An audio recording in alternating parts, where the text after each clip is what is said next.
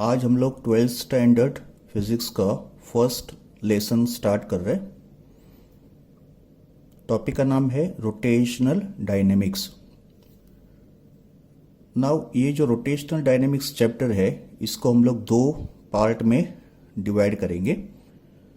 First part होगा circular motion, study of circular motion, and second part होगा study of rotational motion. तो ऐसे दो पार्ट में हमको रोटेशनल डायनेमिक्स चैप्टर स्टडी करना है। तो let us begin with the first part of this chapter, that is circular motion. Now what is circular motion? अगर कोई बॉडी या अगर कोई पार्टिकल सर्कल के सरकमफेरेंस पे ट्रैवल कर रहा है लाइक दिस, तो ऐसे मोशन को हम लोग डिफाइन करेंगे circular motion. So what is circular motion? It is a motion of a particle along the circumference of a circle, that is called circular motion. Now every circular motion will have a center which is marked as point O, and every circular motion will have a fixed radius. So let R be the radius. Circular motion can be performed in the anti-clockwise direction as shown in this diagram, or it can be performed in a clockwise direction also. Now there are two types of circular motion. Number one, uniform circular motion, we call it UCM. इसको बोलेंगे UCM, uniform circular motion. And second type of circular motion होता है non uniform circular motion, we call it non UCM। So ऐसे दो type के circular motion होंगे, UCM and non UCM। Now, in uniform circular motion, particle will travel along the circumference of a circle but with constant speed. तो अगर circular motion constant speed के साथ हो रहा है तो उस सर्कुलर मोशन को बोला जाएगा uniform circular motion, that is UCM। And non uniform circular motion में speed of a particle will either increase or it will decrease. तो motion of a particle along the circumference of a circle with changing speed, यहां पे changing speed का मतलब either increasing speed होगा या decreasing speed होगा। तो ऐसे दो टाइप के सर्कुलर मोशन होंगे, uniform circular motion and non uniform circular motion. Now what are the examples of uniform circular motion? Example number 1, motion of minute hand, second hand and hour hand of a clock. All the clock hand perform UCM. They perform uniform circular motion. Second example, inside the atom, positively charged nucleus is at the center and negatively charged electron also performs uniform circular motion. Now, what are the examples of non-uniform circular motion? Non-UCM के क्या example होंगे? तो first example is motion of a fan when it is switched on, or motion of a fan when it is switched off. When the fan is switched off, its speed decreases, and when the fan is switched on, its speed is increasing. So दोनों case किसके होंगे? Non UCM के होंगे। तो these are two types of circular motion, uniform circular motion and non-uniform circular motion. In circular motion, direction of linear velocity is along the tangent to a circle. तो point A पे अगर body है तो eight point A उसका जो linear velocity होगा ये circular motion को कैसे होगा? टेंजेंशियल होगा। सिमिलरली अगर बॉडी पॉइंट B पे आ रहा है तो उसका वेलोसिटी कैसे होगा? Tangential to the circle. Similarly at point C, similarly at point D. So direction of linear velocity v is always along the tangent to a circle. Now, let us study another factor or another term in circular motion, that is called radius vector, also called position vector. इसका symbol क्या है? Vector R. Now what is radius vector? Suppose body circular motion कर रहा है anti clockwise direction में, उसके different positions होंगे A, after some time it comes to B, then after some time it comes to C, फिर after some time it comes to D. इन positions को हमको रिप्रेजेंट करना है एक वेक्टर से, and that vector is called as radius vector or position vector. Now suppose body का position point A पे है, तो इस पोजीशन को डिनोट करने के लिए we draw one vector from centre of a circle to the position of a body at point A. Such a vector drawn, that is vector OA, will be called as a radius vector of a particle at point A. Similarly, अगर body point B पे आ रहा है तो इस position को describe करेंगे by the radius vector OB. Similarly अगर body point C पे आ रहा है तो उस वेक्टर को डिस्क्राइब करेंगे by the vector OC, and at point D उसका रेडियस वेक्टर होगा OD. So what is radius vector? It is a vector drawn from the center of a circle to the position of a particle along the circumference of a circle. In the diagram, vector OA, vector OB, vector OC and vector OD, these vectors are called as radius vector or position vector. Now, what is direction of radius vector? As we can see in the diagram, direction of radius vector is along the radius. Radius vector कैसे होगा? Along the radius, and it is away from the center. As we can see, direction of arrow observe करो, ये कहाँ point कर रहा है? Away from the center. So direction of radius vector is along the radius and it is away from the center. But radius vector का direction point to point change हो रहा है. As we can see in the diagram, ये सब direction अलग अलग है, तो डायरेक्शन अलग होने से radius vectors are not equal, but in सब वेक्टर्स का जो मैग्नीट्यूड होगा वो सेम होगा, and that magnitude is equal to radius of the circle. Now in circular motion we study different types of vectors. So what are the different types of vectors that we study in circular motion? हम लोग 3 type के vector study करेंगे circular motion में. Type 1 होगा tangential vector. Tangential vector is that vector whose direction is along the tangent. तो as we can see in the diagram, ये जो velocity vector है ये सर्कल को टेंजेंशियल है, तो ऐसे वेक्टर को बोला जाएगा tangential vector. Number 2 radial vector. Radial का मतलब अलोंग द रेडियस. तो as we can see in this diagram, ये जो रेडियस वेक्टर है उसका डायरेक्शन है along the radius. Such a vector in circular motion will be called as radial vector. And the third type is called axial vector. Axial का मतलब along the axis. Circular motion का axis कुछ इस तरह होगा. It's a line passing through the centre and it is perpendicular to the plane of the circular motion. So this is axial vector. तो in circular motion we have 3 types of vectors: tangential vector, radial vector and axial vector.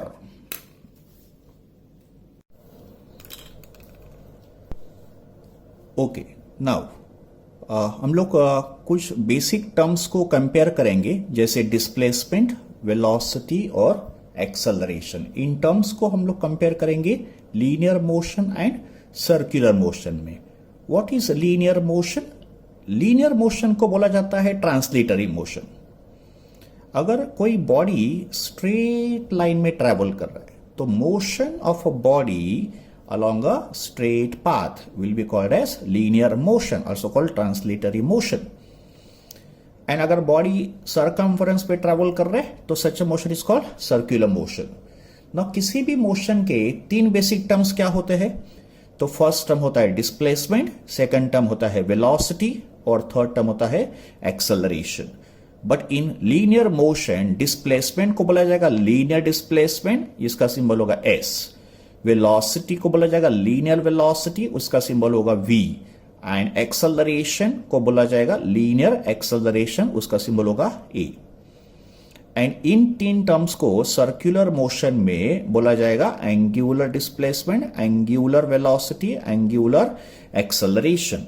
Angular displacement का symbol theta, angular velocity का symbol omega, Greek alphabet omega है ये, और angular acceleration का symbol होगा alpha. तो अभी आपको आगे बहुत केयरफुल होना पड़ेगा कि जब भी आप डिस्प्लेसमेंट वर्ड यूज करोगे तो आपको स्पेसिफाई करना पड़ेगा कि ये डिस्प्लेसमेंट जो है वो लीनियर है कि एंगुलर है. सिमिलरली अभी आप जब भी आगे वेलोसिटी वर्ड को यूज करोगे तो आपको एकदम क्लियरली स्पेसिफाई करना है कि आप किस वेलोसिटी की बात कर रहे हो, लीनियर वेलोसिटी की बात कर रहे हो कि एंगुलर वेलोसिटी की बात कर रहे हो। वैसे एक्सेलरेशन के भी दो टाइप होंगे, linear acceleration A and angular acceleration alpha. But ये जो तीन टर्म्स होंगे ये किस मोशन में होंगे, सर्क्यूलर मोशन में डिफाइन करेंगे। तो एक एक करके हमको इन टर्म्स को स्टडी करना है और फिर हम लोग इन दोनों के बीच में क्या रिलेशन है उसको भी स्टडी करेंगे। तो let us start with the first term that is angular displacement. इसका सिंबल क्या है, थीटा। ओके, नाउ यहां पे मैंने एक बॉडी को सर्कुलर मोशन करते हुए दिखाया है। तो let us consider body performing circular motion in anti clockwise direction. वैसे सर्कुलर मोशन क्लॉकवाइज डायरेक्शन में भी हो सकता है। तो मैंने जो एग्जांपल लिया है उसमें body anti clockwise circular motion कर रहा है। Let O be the centre of the circle and let R be the radius. ये होंगे बॉडी के instantaneous position, position A, position B, position C and position D. इन positions को मैंने mark किया है by the radius vector. Now, OA is the radius vector of a body at point A. फिर point B पे अगर body आएगा तो उसका रेडियस वेक्टर कौन सा होगा, वेक्टर OB। फिर vector OC is the radius vector at point C and point D पे उसका रेडियस वेक्टर होगा OD। Now, what is angular displacement? Suppose body A से B ट्रेवल कर रहा है एक सर्टेन टाइम के बाद। तो जब भी बॉडी ए से बी ट्रैवल करेगा उसका जो रेडियस वेक्टर है वो भी उसके साथ ट्रैवल करेगा और वो एक एंगल कवर करेगा। तो रेडियस वेक्टर जो एंगल कवर करेगा in a certain time, that angle is called as angular displacement. तो एंगुलर डिस्प्लेसमेंट एक एंगल होता है जो रेडियस वेक्टर कवर करता है in a certain interval of time. तो डायग्राम में एंगल ए ओ बी, इस एंगल को बोला जाएगा angular displacement of body from A से B. Now suppose body again moves from B to C. अभी बॉडी बी से सी ट्रैवल कर रहा है। तो जब भी बॉडी बी से सी ट्रैवल करेगा उसका जो रेडियस वेक्टर है वो भी उसके साथ ट्रैवल करेगा और वो भी एक एंगल कवर करेगा। तो ये जो रेडियस वेक्टर एंगल कवर कर रहा है उस एंगल को बोला जाएगा उसका एंगुलर डिस्प्लेसमेंट। तो angle BOC is angular displacement of body from B to C. Similarly COD, angle COD होगा पार्टिकल का एंगुलर डिस्प्लेसमेंट फ्रॉम C से D एंड एंगल DOA होगा पार्टिकल का angular displacement from position D to A. So definition of angular displacement, it is the angle trace or angle covered by the radius vector in a given interval of time with the center of a circle. तो particle का जो radius vector है वो जो angle cover कर रहा है in a certain interval of time, उस एंगल को बोला जाएगा angular displacement of a particle. तो in this diagram angle AOB, angle BOC and angle COD are some examples of angular displacement. What is SI unit of angular displacement? Since angular displacement एक angle को represent कर रहा है और angle का SI unit क्या होता है, तो रेडियन होता है। तो radian is the SI unit of angular displacement, जो एंगल का यूनिट है और इसको फिजिक्स में लिखा जाएगा RAD। मैथमेटिक्स में हम लोग रेडियन को लिखे जाते हैं रेज़ टू C की तरह, but in physics we express radian as RAD। Degree और रेडियन के बीच में रिलेशन होगा। तो 180 degree of angle is equal to pi radian. यहां पे पाई का वैल्यू होगा 3.14। तो अगर 180 डिग्री पाई रेडियन होता है तो 90 डिग्री कितना होगा, पाई बाय 2 रेडियन। तो एंगुलर डिस्प्लेसमेंट को स्ट्रिक्टली रेडियन में एक्सप्रेस करेंगे in SI unit. Dimensions of angular displacement is m0 l0 t0 का मतलब एंगुलर डिस्प्लेसमेंट एक डायमेंशनलेस वैल्यू होगा, because as we know angle is dimensionless. तो m0 l0 t0 का मतलब इससे डायमेंशनलेस क्वांटिटी।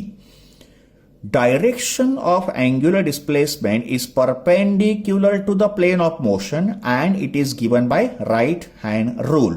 तो एंगुलर डिस्प्लेसमेंट सर्कुलर मोशन के प्लेन को परपेंडिकुलर होता है और उसका डायरेक्शन हमको राइट हैंड रूल से पता करना है।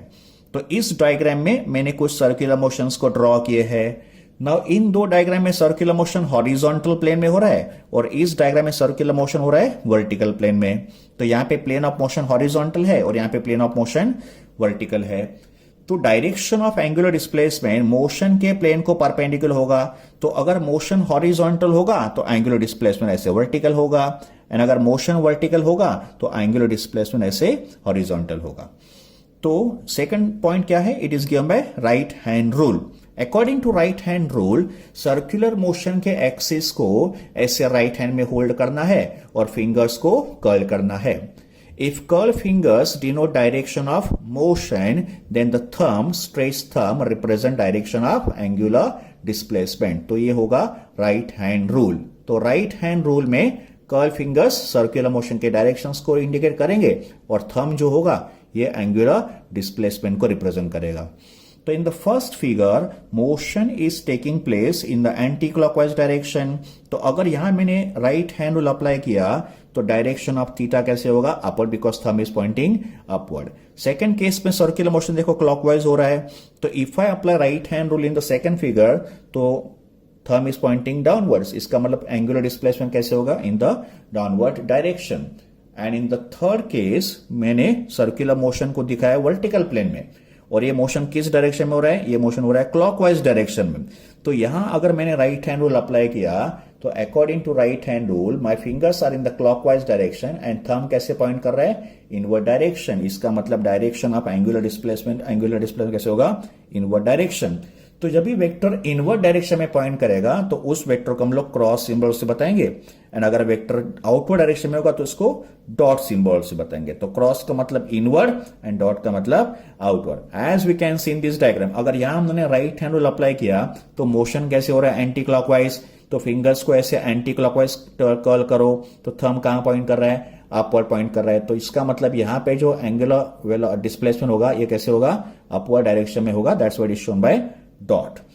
नाउ एक पॉइंट को आप बराबर समझ लो, बिकॉज ये हमको न्यूमेरिकल में यूज करना है। अगर पार्टिकल एक रिवॉल्यूशन कंप्लीट करेगा, एक रिवॉल्यूशन, तो एक रिवॉल्यूशन में एंगल कितना कवर होगा, 360 डिग्री कवर होगा, and that is equal to 2 pi radian. तो in one revolution angular displacement is 2 pi radian. तो फिर दो रिवॉल्यूशन में कितना होगा, 720 degrees, that is 4 pi radian. तो 3 रिवॉल्यूशन में कितना होगा, 6 पाई रेडियन। तो फिर n रिवॉल्यूशन में एंगुलर डिस्प्लेसमेंट कितना होगा, 2 पाई n रेडियन। बच्चों इस फॉर्मूला को ठीक से याद रखो, in n revolution angular displacement is 2 pi n radian, where n stands for number of revolutions.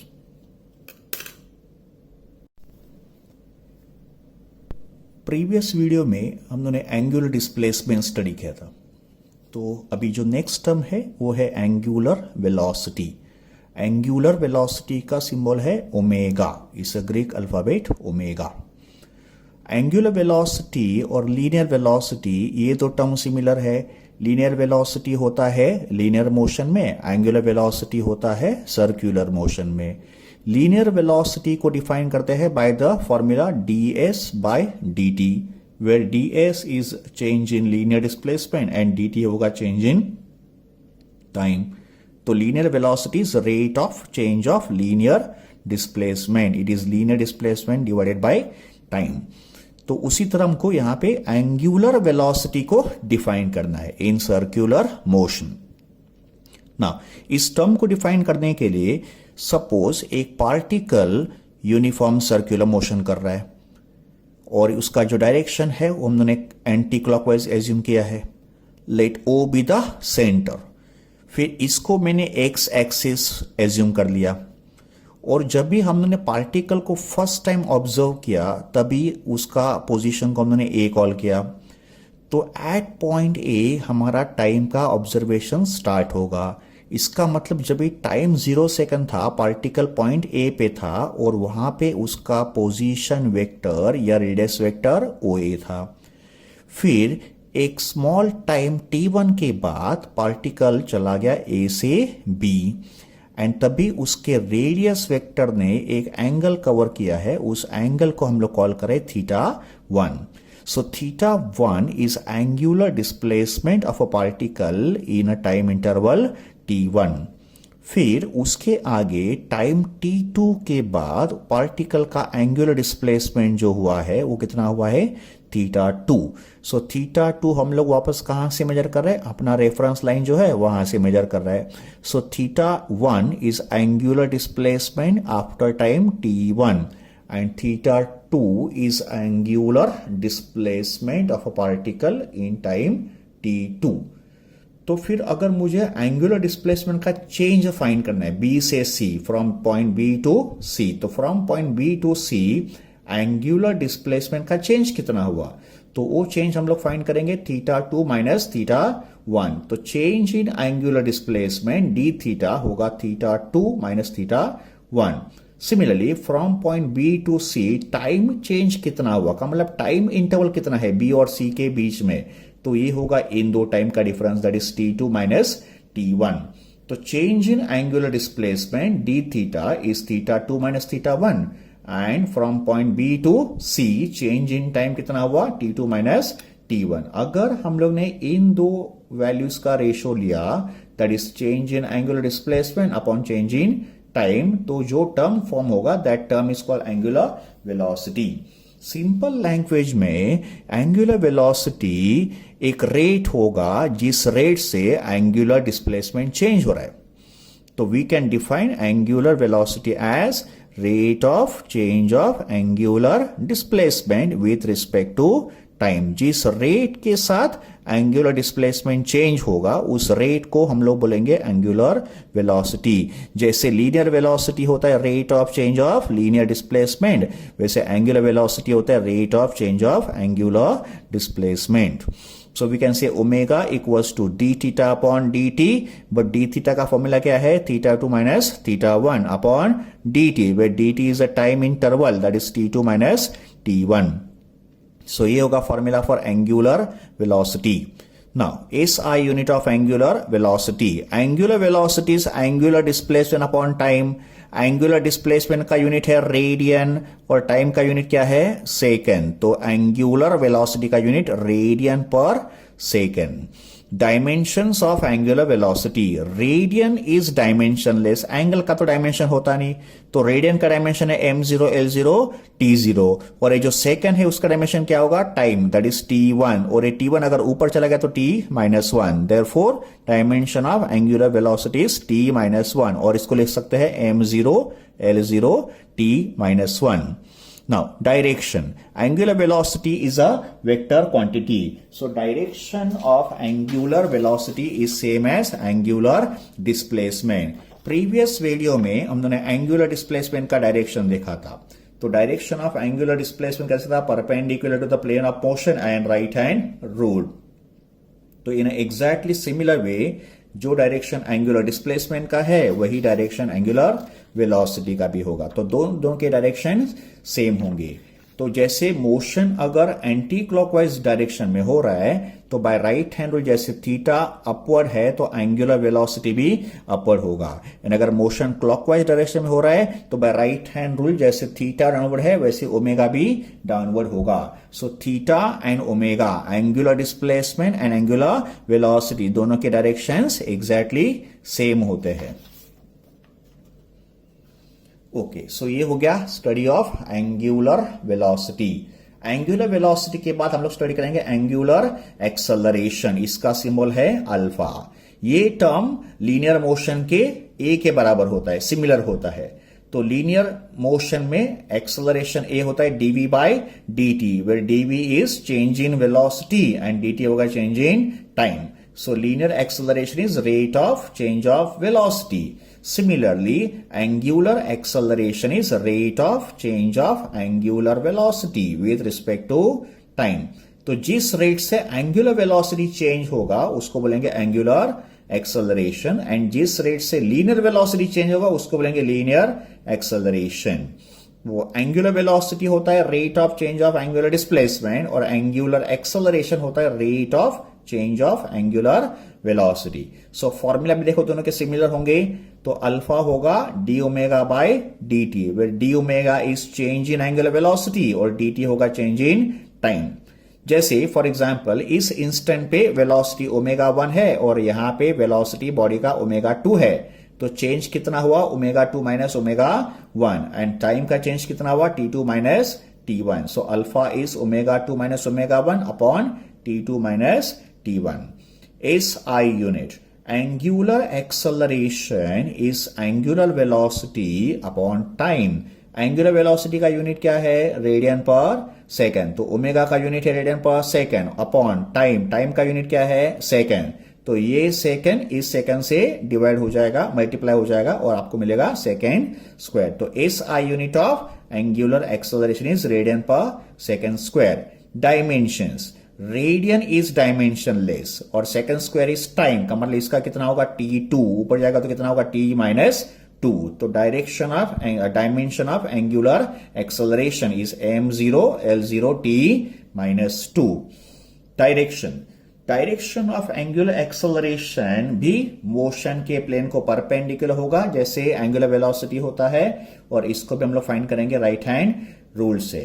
But इसमें जो राइट हैंड रूल है वो थोड़ा डिफरेंट टाइप का होगा. देखो इन दोनों डायग्राम में मैंने सर्कुलर मोशन को एक ही डायरेक्शन में रिप्रेजेंट किया है. In both the diagram circular motion is taking place in a anti clockwise direction. अगर सर्कुलर मोशन एंटी क्लॉकवाइज होगा तो एज पर right hand rule angular velocity कैसे होगा अपवर्ड डायरेक्शन. तो in both the diagram angular velocity is in the upward direction because motion is anti clockwise. Now अगर omega increase हो रहा है तो फर्स्ट डायग्राम में omega is increasing with time का मतलब यहां पे बॉडी एक्सेलरेट हो रहा है और सेकंड डायग्राम में जो है ओमेगा डिक्रीज हो रहा है टाइम के साथ का मतलब यहां पे रिटार्डेशन हो रहा है. ओमेगा इंक्रीजिंग इन टाइम का मतलब फैन पहले बंद था और आपने उसका स्विच ऑन कर दिया तो फैन का जो स्पीड होगा धीरे धीरे इंक्रीज होगा. And omega decreasing with time का एग्जांपल क्या होगा अभी फैन जो है वो चल रहा था आपने उसके स्विच को ऑफ कर दिया तो धीरे धीरे उसका स्पीड गोज ऑन डिक्रीजिंग. तो when fan is switched on omega is increasing and when running fan is switched off omega will decrease. तो यहां पे एक्सेलरेशन हो रहा है और यहां पे रिटार्डेशन हो रहा है. अगर एक्सेलरेशन हो रहा है तो फिर ओमेगा 2 ओमेगा 1 से ग्रेटर होगा बिकॉज स्पीड उसका इंक्रीज हो रहा है. एंड यहां पे अगर रिटार्डेशन हो रहा है तो स्पीड डिक्रीज हो रहा है तो फाइनल ओमेगा 2 इनिशियल ओमेगा 1 से कम होगा. तो एज पर दिस फॉर्मूला अल्फा पॉजिटिव होगा और यहां पे as per this formula omega negative होगा. तो अगर अल्फा पॉजिटिव होगा तो फिर अल्फा एंड ओमेगा के डायरेक्शंस सेम होंगे का मतलब if omega is upward alpha is also pointing upward because they are in the same direction. And अगर अल्फा निगेटिव होगा तो फिर omega and alpha are in the opposite direction. तो alpha and omega can be in the same direction और they can be in the opposite direction. तो alpha and omega same direction में कम होंगे अगर एक्सेलरेशन हो रहा है. Alpha and omega opposite direction में कम होंगे अगर बॉडी में रिटार्डेशन हो रहा है. Okay, so we have studied all the three basic terms of circular motion, that is angular displacement, then angular velocity or angular acceleration. इसके बाद हम लोग स्टडी करेंगे कुछ बेसिक टर्म्स होंगे सर्कुलर मोशन के उसको स्टडी करेंगे. उसमें फर्स्ट टर्म होगा पीरियड ऑफ यूसीएम जिसका सिंबल है capital T. Now what is period of UCM. Period of UCM होगा एक रिवॉल्यूशन का टाइम का मतलब पार्टिकल को एक रिवॉल्यूशन कंप्लीट करने में जो टाइम रिक्वायर्ड होगा that is called period of UCM. तो period of UCM is the time taken by a particle to complete one revolution. No उसके बाद हम लोग डिफाइन करेंगे फ्रीक्वेंसी ऑफ यूसीएम. फ्रीक्वेंसी का सिंबल हम लोग एन भी यूज कर सकते हैं और एफ भी यूज कर सकते हैं. The choice is yours. तो व्हाट इज फ्रीक्वेंसी. फ्रीक्वेंसी का मतलब एक सेकंड में पार्टिकल ने कितने रिवॉल्यूशंस कंप्लीट किए और पीरियड का मतलब एक रिवॉल्यूशन कितने टाइम में कंप्लीट किया और फ्रीक्वेंसी का मतलब एक सेकंड में कितने रिवॉल्यूशंस परफॉर्म किए. तो number of revolutions completed by the particle in 1 second is called frequency of UCM. SI system में फ्रीक्वेंसी को एक्सप्रेस करेंगे बाय द यूनिट हर्ट्ज. उसका सिंबल होगा HZ. But hertz is also equivalent to revolution per second जिसको लिखा जाएगा RPS के form में. R का मतलब रिवॉल्यूशन, P का मतलब पर एंड S का मतलब second. And frequency and time period के बीच में रिलेशन होगा N इक्वल्स टू 1/T का मतलब they are reciprocal of each other. Okay, now some more formulae, some more important formulae for numericals. In one revolution अगर particle एक revolution complete करेगा तो लीनियर डिस्टेंस कितना ट्रेवल करेगा? Linear distance तो circumference पे ट्रेवल करेगा, तो एक रिवॉल्यूशन में linear distance travel is circumference that is equal to 2 pi r, where r is radius. और उसका एंगुलर डिस्प्लेसमेंट कितना होगा का मतलब एंगल कितना कवर करेगा एक रिवॉल्यूशन में? तो एक रिवॉल्यूशन में एंगल कितना कवर होगा? 2 pi radian. And time taken for one revolution is time period that is capital T. We know v is distance upon time, but distance covered in one revolution is 2 pi r. Time taken for one revolution is capital T. So v equals to 2 pi r upon t. But 1 upon t क्या है? n, frequency. So this is 2 pi r into n. Omega, angular velocity omega, it is theta upon t. So omega is theta upon t, but theta कितना होगा एक revolution में? एक revolution में theta होता है 2 पाई और टाइम कितना? Capital t. So omega is 2 pi by capital t, that is 2 pi n, because 1 upon t क्या है? Frequency. Extremely extremely important formula. बच्चों इन फॉर्मूला को ठीक से मेमोराइज करो।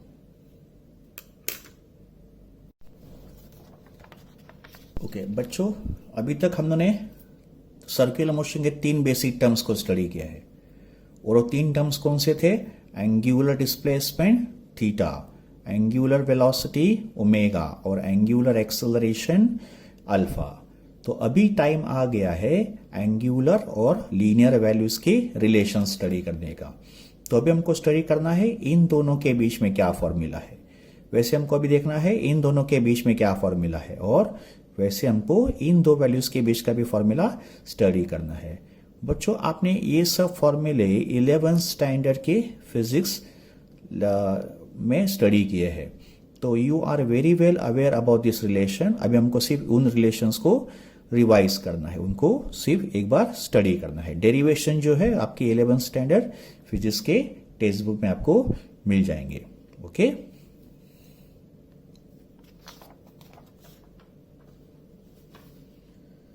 ओके तो हमारा फर्स्ट जो रिलेशन होगा वो होगा relation between linear velocity v and angular velocity omega. तो v और ओमेगा के बीच में क्या रिलेशन है ये हमको स्टडी करना है। तो इस डायग्राम में मैंने सर्कुलर मोशन को हॉरिजॉन्टल प्लेन में ड्रॉ किया है, और इस डायग्राम में सेम सर्कुलर मोशन को मैंने वर्टिकल प्लेन में ड्रॉ किया है। सर्कुलर मोशन तो वही है, बट यहां पे प्लेन हॉरिजॉन्टल है और यहां पे प्लेन वर्टिकल है। Okay first of all 3 vectors आप ऑब्जर्व करो। ये होगा radius vector r। Radius vector का डायरेक्शन कैसे होता है? Along the radius and away from the centre. फिर ये हमारा लीनियर वेलोसिटी वेक्टर हो गया। Linear velocity is along the tangent. तो अगर मोशन एंटी क्लॉकवाइज हो रहा है तो इस पॉइंट पे जो लीनियर वेलोसिटी होगा ये सर्कुलर मोशन को टेंजेंशियल होगा। And angular velocity omega is a axial vector. Axial vector का मतलब ये होता है सर्कुलर मोशन के एक्सिस पे। तो ये हो गया रेडियल वेक्टर, ये हो गया टेंजेंशियल वेक्टर और ये हो गया एक्सियल वेक्टर। इसका मतलब all the 3 vectors are mutually perpendicular to each other. फिर मैंने इस ओमेगा को ऐसे पैरेलल डायरेक्शन में मूव कर दिया। So now this omega is move parallel to itself and shown over here. तो जैसे ये ओमेगा एक्सिस पे है वैसे ये ओमेगा भी इसको पैरेलल डायरेक्शन में है। तो यहां हमको क्लियरली दिखाई दे रहा है कि ओमेगा वेक्टर, वी वेक्टर और r vector are mutually perpendicular to each other. आपको अगर इसको विजुअलाइज करना होगा तो I will show one demonstration. तो अभी आप ऑब्जर्व करो, यहां पे जो मैंने 3 पेन्स को यहां पे मैंने डेमोन्स्ट्रेशन किया है। तो ये होगा रेडियस वेक्टर का डायरेक्शन, ये होगा लीनियर वेलोसिटी का डायरेक्शन और ये होगा एंगुलर वेलोसिटी का डायरेक्शन। तो अभी आप देख रहे हो ये तीनों कैसे है? Mutually perpendicular to each other. तो ये जो 3 वेक्टर होंगे ऐसे म्यूचुअली परपेंडिकुलर होंगे, एक्स एक्सिस, वाई एक्सिस और जेड एक्सिस की तरफ। ठीक है, ओके। नाउ सेम डायग्राम को हमको वर्टिकल व्यू में देखना है। तो यहां पर ऑब्जर्व करो, इस वेलोसिटी को मैंने टेंजेंशियल ड्रॉ किया। ये रेडियस वेक्टर देखो along the radius and away from the centre है। ये आर वेक्टर हो गया हमारा, ये हमारा वी वेक्टर हो गया और ओमेगा कैसे है along the axis and it is upward का मतलब ओमेगा कुछ इस तरह है, it is pointing upward this way, that's why it is shown by dot.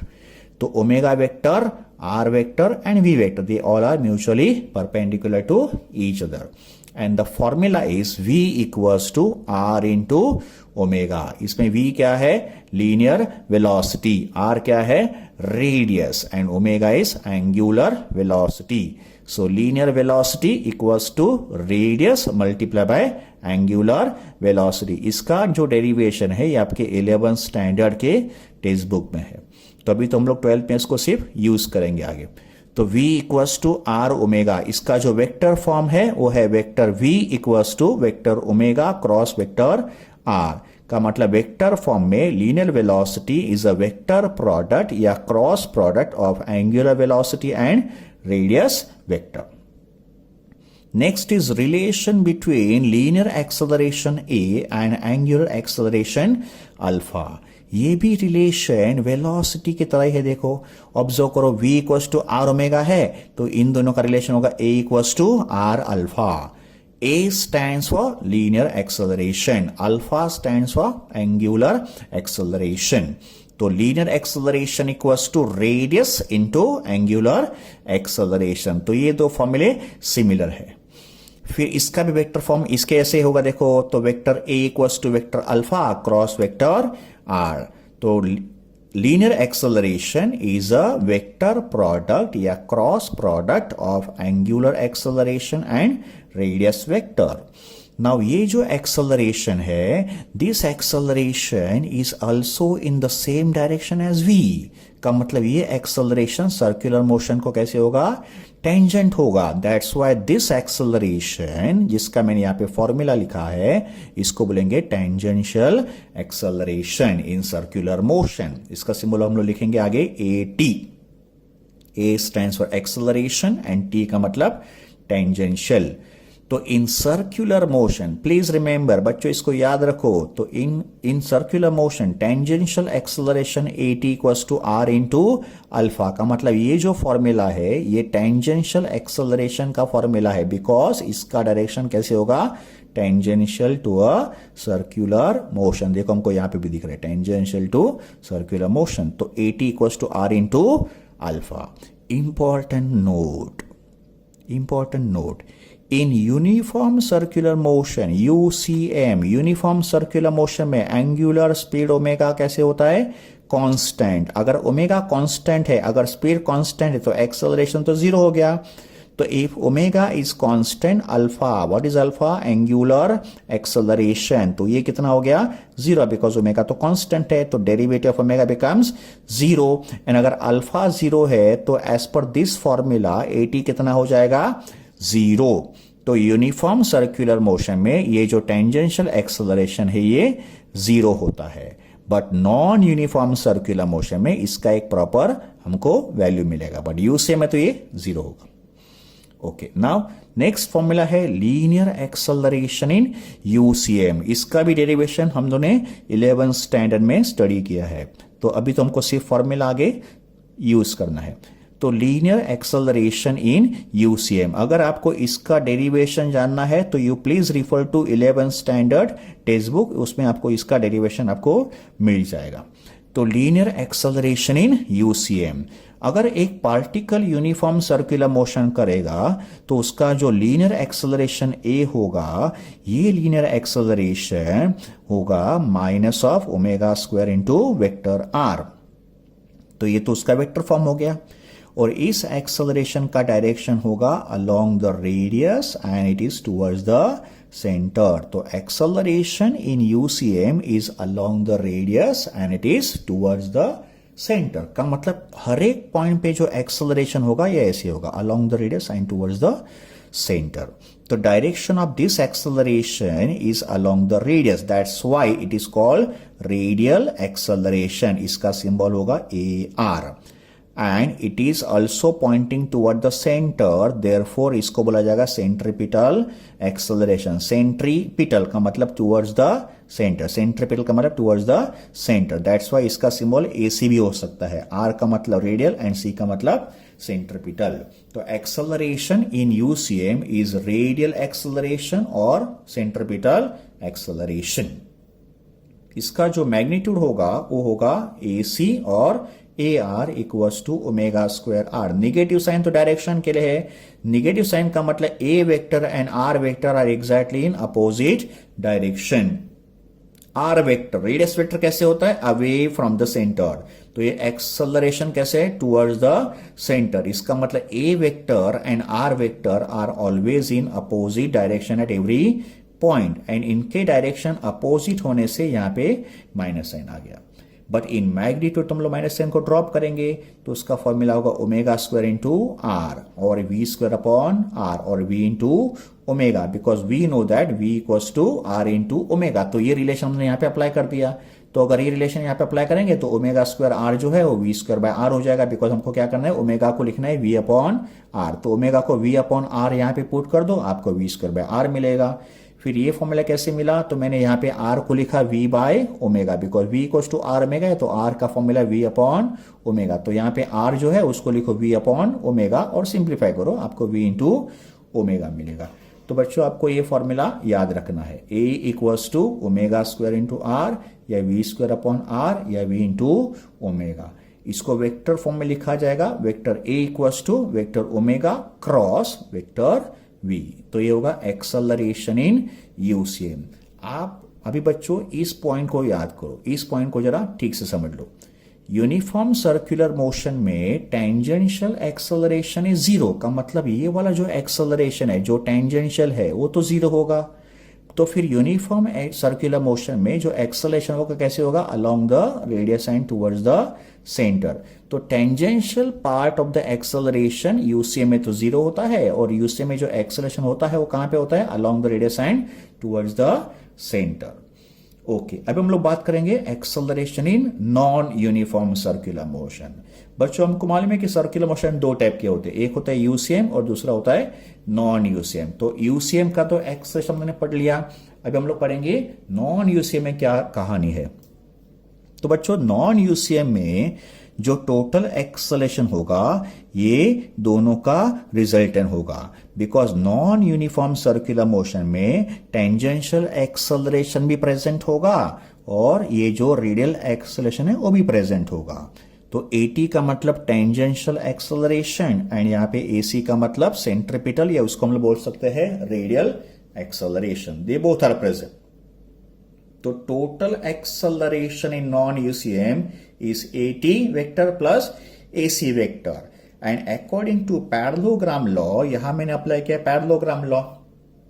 तो अगर ये दो वेक्टर पैरेललोग्राम के दो साइड्स होंगे तो इनका जो रिजल्टेंट होगा ये पैरेललोग्राम का डायगोनल होगा।